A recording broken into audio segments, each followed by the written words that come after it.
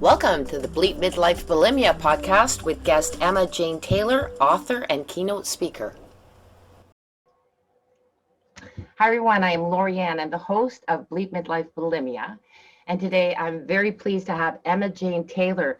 She is an author, a keynote speaker, and has just an amazing story. Thank you so much for being here today. Oh, it's my absolute pleasure, Lorianne. And thank you for the work that you're doing as well to raise awareness for such an important subject that people don't want to talk about, but we really should.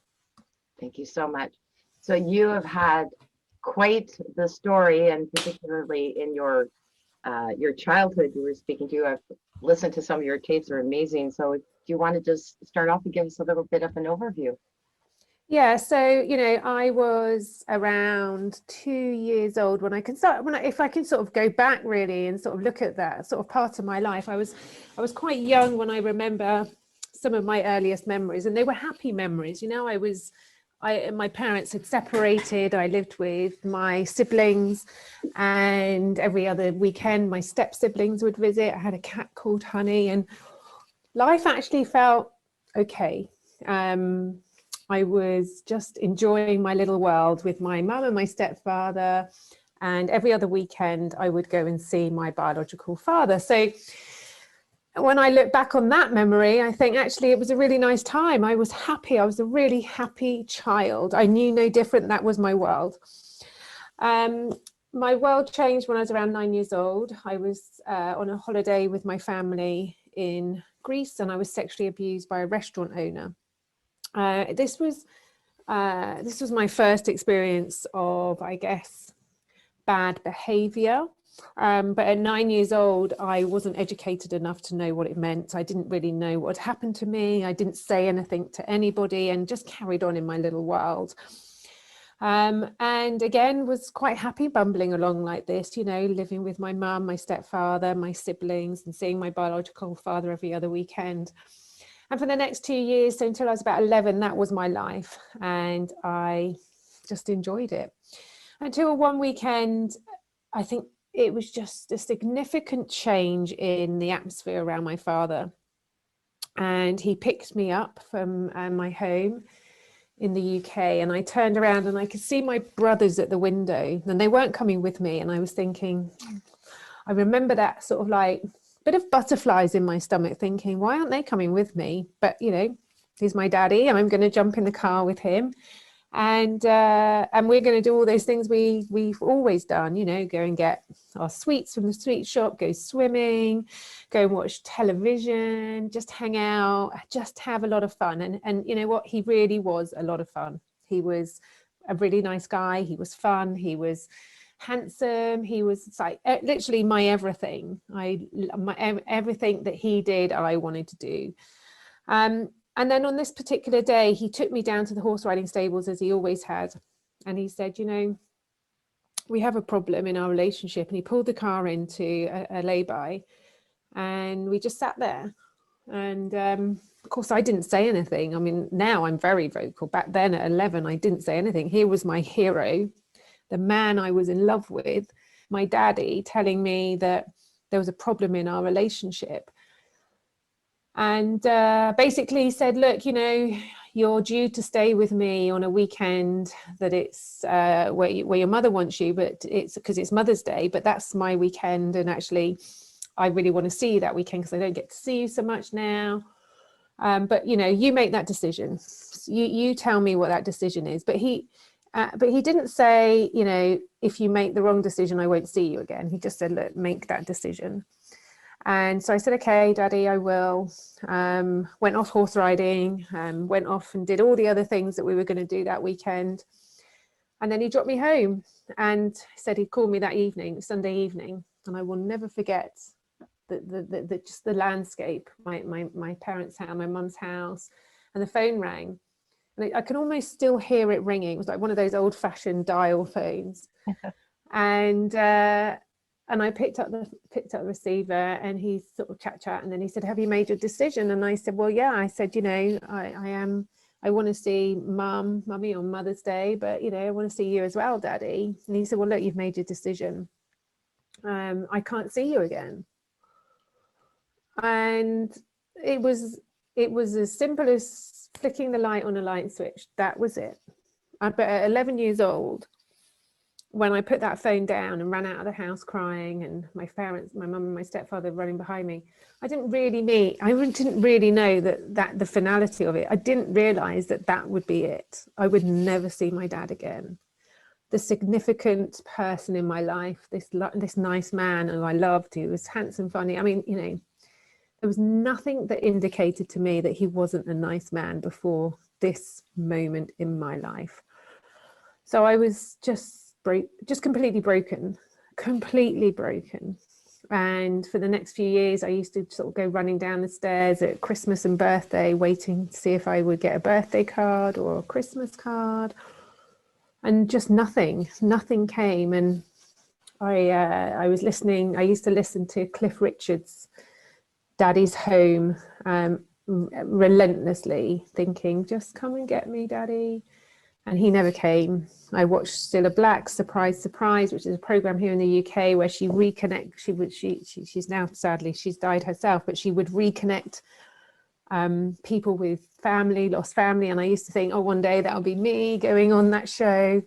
But it never was. It never came. And I'm 49 this year, and I've not seen him since. So 38 years of a lot of soul searching, a lot of questions, a lot of stuff that I've had to work out myself. I then sort of like after he left, and I went from this really nice, lovely child to like this monster who hated life, hated people, hated making decisions, couldn't trust myself to make a decision because I was fearful of what might happen to anyone else in my life. Would I lose any more people?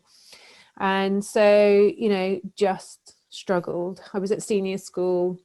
I became a very naughty child. I was labelled a juvenile delinquent. I was put into psychiatric care. I was isolated at school. I was suspended at school.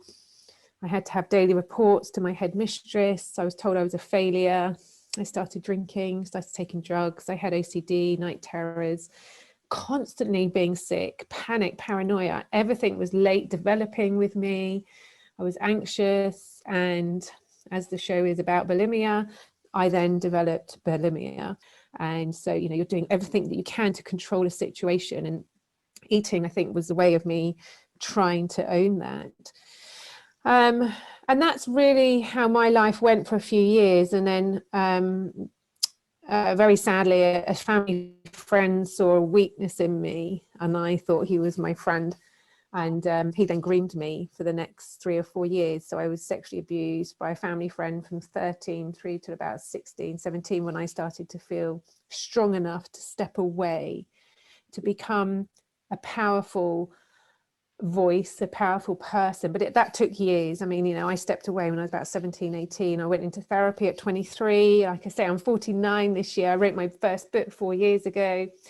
And it's taken me, I would say, a good 20, 30 years to be here, present in my life, ready and able to give back, to help other people. So I guess in a nutshell, that's kind of my life story. Bulimia was a really big part of those years, those younger years. I mean, all through those difficulties from the age of 12, 13 through my teenage years, it really was something that troubled me.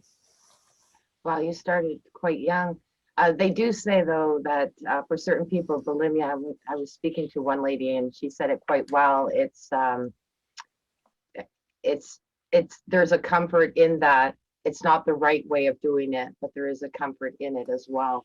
But it's not hard. It's not easy to step out of it. Do you remember what brought you out of it? Was it when you decided to make changes? And yeah, I remember seeing a therapist. So all through my 23, I went into therapy, and I would say for the next 10 years, I was purely focused on trying to find trying to find some peace, trying to find some calm. I wouldn't talk about the bulimia. I think I was still embarrassed, actually. I had a lot of shame attached to it. I'd gone into business as a businesswoman, so I didn't think it was a good thing for people to think that of me. I mean, crazy that we think like that, right? But that's how I thought. And so it wasn't till I was in my 30s that I remember in fact, my life changed when I went to see a psychotherapist, hypnotherapist in my 30s, mid 30s, after having my daughter. And I was really brave and I told him, but actually by then it had lessened anyway, because I think it would, for me, the height of my bulimia and the eating control was probably throughout my teens and early 20s. As I went into my late 20s, I think I was much more in control, but not, I could be triggered very easily. And so late 20s, early 30s was when I really thought my life started changing, because I felt so much more complete. And I think because I felt complete, I didn't have to sleep with my light on. I didn't have to make myself sick. I didn't have to take anything illegal or drink. I mean, I gave up drinking and taking any drugs from the age of 24 as well. So it was stages for me. And I remember seeing my therapist and telling him, and I was mortified, absolutely mortified when I was telling him about the bulimia, because I guess here I am, I'm a professional businesswoman. I have a team of people working for me. I have a lot of clients. I'm in the industry, I'm in the wellbeing industry. And now I'm owning that, this was a part of my life. And whilst it isn't so much now, it's something certainly I wanted to make sure I had better control over. Because, I'm sure you're aware, any kind of triggers can be, overwhelming. And I have a lot of triggers to control, from bulimia to OCD to, the night terrors, the sleeping with a light on. And I've been gradually doing it over the years, taking one off, one off, one off, one off. You can't do all of this together, right? You have to do it very gradually and carefully, because there has to be a lot of nurturing, a lot of empathy, and a lot of care around you. But you're the only one who can do that. You are the only one who can wrap yourself up and make this a change. And when I told this therapist this time, I remember just, like I said, I felt mortified and I was really upset. And he just gave me some very simple tools. It's a very a very good approach to really focus my mind and attention if I was getting distracted by anything like that. And I have to say, touch wood, it's been something I've never looked back on since. And like I say, it's stages for me, stages. And I've come through it, but it's taken support, it's taken care, it's taken empathy, it's taken understanding, and it's also taken time to actually go, do you know what, it is okay if you do, if you are triggered, if none of this is your fault, right? None of this is your fault. What happens to us is usually from an external source that creates an internal insecurity, and people can just walk away, but you can't walk away when you're dealing with all of that. You have to deal with it in your time and when it's right for you. Absolutely. Very, very well said. So I would imagine, though, in a sense, too, for listeners out there, you're in the health and wellness. This is good for people to know, as well as that, here you've been able to pull out of it and go into an industry that, is helpful to people who are struggling with bulimia. Because one thing I was thinking about when you were saying that is, we talk about that, is that you need to make sure that your body is well in order for your mind to get well as well. Because of the nutrients, if you lack the nutrients, you're not feeding, your mind well enough to be able to deal with what you have to deal with. So do you want to tell us a little bit about your book? I'd like to know about that.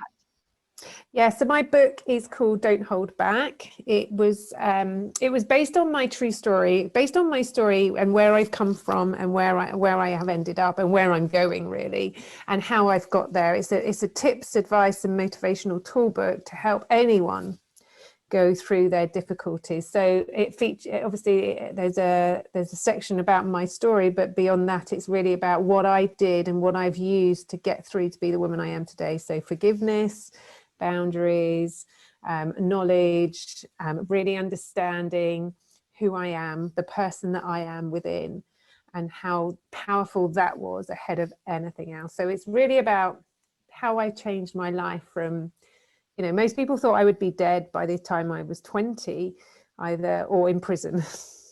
And fortunately neither. And now I work with people on the other side, with prisoners, with survivors, with victims, because I know how important it is for us to come together and give a voice to everybody. I could easily have ended up, like I say, either of those two things, but I didn't, and thank goodness I didn't. But I have done that through a lot of soul searching, a lot of work. So my book is really about how I got through to be a successful woman today. And when I say successful, I don't mean monetary. Yes. Very well said too, that way. I have a curious question though too, because I'm sure that that decision making came from that one time when your father asked you to make a decision, and I'm sure that you felt that the whole situation was because you made the wrong one. How, that's a big change in life. So how did you overcome that decision making? Because obviously as a businesswoman, you've, you know, been able to do so, but how did it come to that? Give me a professional decision, I can make it like that, no problem. Because I know from a professional point what I need, what I don't need in that world.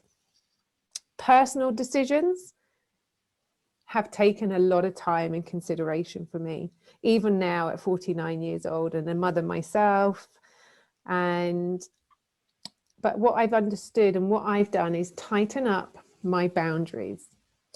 And by that, I mean understanding who I need close and who I don't. And it's not to say that those that aren't close to me aren't people I love. It's just that some people I just need to hold a little bit further away for me to be coherently thinking. And when I can coherently think, I don't have guilt attached. I don't have anxiety attached. I don't have any concern that I'm making the right or the wrong decision, because I'm supported by the right people around me, not the people that make me feel awkward. And like I say, that's not to say I don't love these people, because they're all great, but we all have people mean very different things to all of our lives. So making sure you have the people that make you feel good, right? Make you feel you. I know who I need to be. I know I need to be a kind, loving, caring, trusting, authentic person. Now, if someone doesn't make me feel like that, I have to question where they sit in my life and why I'm thinking that. So I can do, when I do have to make any decisions, I do it from a kind, caring, loving, authentic place. And I know that it will have been a very carefully thought out decision based on where I am in my life right now. So, but that took time, you know, Lorianne. I mean, that wasn't something that I mean, personal decisions were things that I found very difficult. Big, when I say personal, big personal decisions, you know, I'm talking about fundamental decisions that would change my life. So now I feel much more capable, and I've always been capable, right? I just shouldn't have been given that decision as an 11-year-old child. But that's another long story. So, you know, now I'm here at 49, I'm like, or 48 actually, so I'm giving another year to myself. I'm 49 this year. Now I can do all of this coherently and from a good place, because if it doesn't come from a good place that makes me feel good, forget it. I won't make that decision until I'm ready and in that right place. That is, you've said it all. I mean, one of the big things for my changes in life was making sure that I had positive people around me. You know, some people who I didn't feel the guilt, all those things that you named out for. And I think it took me probably a few more years than you to find that out. But because also, I recovered at 48 from my bulimia, so I'm 58 now. So there's been 10 years. Well done you. But yeah, for the 30 years going through that. And I think I was stubborn too. I wasn't seeking the help that I should have been seeking way ahead. I kept thinking I could do it on my own. Yes, and we can't do any of this on their own. And I think the other important thing to mention there is how people respond and react is a reflection on them, not on you. So, you know, never take that with you, and always remember, if you're going to respond and react in a certain way, you have to be making sure it's how you feel is comfortable for you, no one else. I had another interesting question. I know that this is going to be my last one, but I just have full of questions, but I'm trying to find the You can ask as many as you want. Forgiveness. This is a big one for a lot of people out there. It is still for me to a certain degree, because there's different levels of forgiveness. And I think that I'm sure what you've had to forgive has been very difficult, including your father. Can you speak a bit to that forgiveness? As I said, I just feel that there's some people that think forgive, forget, or forgive is, but to me, forgiveness was, I can forgive you, but I don't want you in my life, in my situation, because you were hurtful.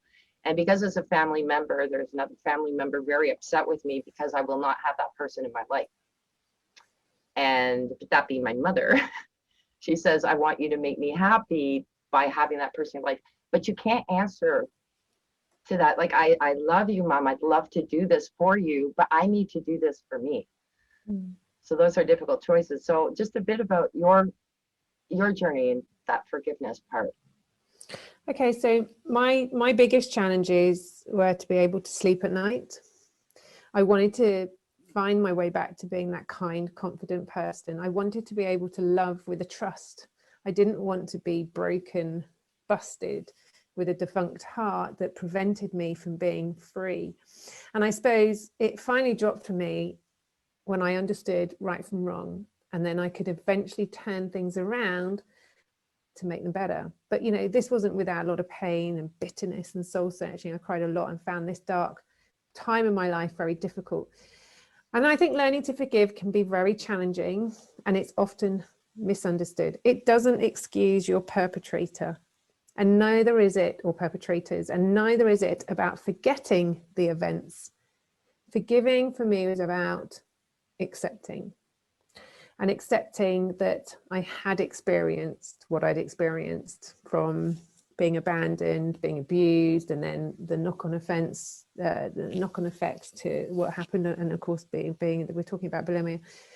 So, but up until now, these events just influenced how I lived my life, how I related to other people, and I needed to kind of release that, I suppose. So it was honestly for me about holding no bitterness anymore, sleeping at night, forgiving people, not forgetting, but forgiving, accepting this is my lot, accepting this is where I am, let go of my pain, and understand that my life is much richer because of this.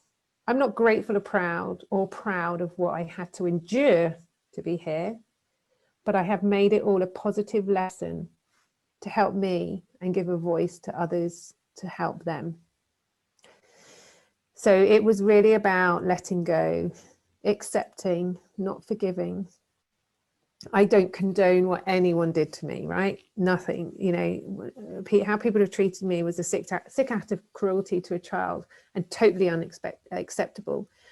But to let go, I've had to understand that my perpetrators have problems that I will never be able to get close to, work on, or understand. I was simply in the wrong place at the wrong time with the wrong people, just as millions of other people have been too. And then that has been allowed me to free myself. Wow. That's very well said. Thank you so much for sharing that. So Emma Jane, if you can let our listeners know where they can contact you, where they can find you. I know you've got some great YouTube videos as well. So yes, so you can go, if you go to my website, emmajanetaylor.life or emmajanetaylor.com, you will find all that you need about me there, all my links to everything that you've just mentioned, to articles, to my national press, global press, to all my social media links. I respond to everybody, so I might not be able to do it straight away, but if you want to follow me and ask me a question, then give me a bit of time and I will respond, and I will listen and be what I can to you as you move forward into your next phase of your life. So yeah, everything you need is on my website, and then you'll find me on Twitter, Instagram, LinkedIn and Facebook. Very active. I'm now a child sex abuse activist, so my second book is out this year, together with a global project which is about change. Fantastic. Thank you so much for being here today. I really appreciate your time. Pleasure, Lorianne, and good luck with everything that you're doing, and thank you for the work you do too. Thank you. Thank you for listening to this episode. Be sure to visit me at bleepbulimia.com.